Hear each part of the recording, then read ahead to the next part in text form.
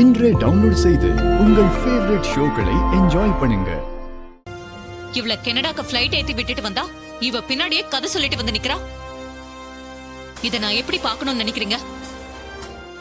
அத்த, ரேவதி எதுக்கு தான் உங்ககிட்ட போய் சொல்ல போகுது? அவ போய் தான் சொல்றா, எனக்கு நல்லா தெரியும். மா, ஃளைட் விஷயத்துல நான் எந்த பொய்யும் சொல்லல. அங்க என்ன நடந்ததோ அதை தான் நான் சொன்னேன். உங்களுக்கு அப்படியும் என் மேல நம்பிக்கை இல்லனா நீங்க ஏர்போர்ட்டுக்கே ஃபோன் பண்ணி கேட்டு பாருங்க. பண்ண தப்ப திரும்ப திரும்ப நியாயப்படுத்த பார்க்காத. என்னமா சொன்னீங்க? பண்ண தப்ப நான் நியாயப்படுத்துறேனா?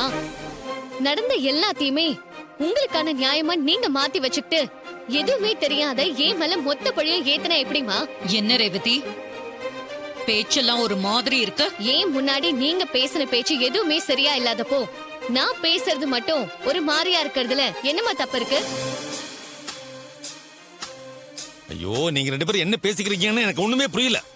எனக்கும் தான்ப்பா என்ன சுத்தி என்ன நடக்குதுன்னே புரியல. எனக்கு ஆக்சிடென்ட் ஆகி பழச நான் தானப்பா மறந்தேன். ஆனா நீங்க எல்லாரும் ஏன் என்கிட்ட இருந்து எல்லாத்தையும் மறைச்சீங்க?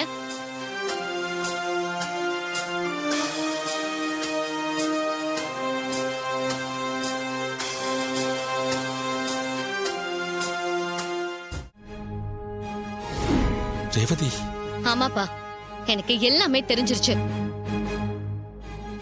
மாமா தான் என்ன தொட்டு தாலி கட்டினவரு. எல்லாமே எனக்கு தெரியும்.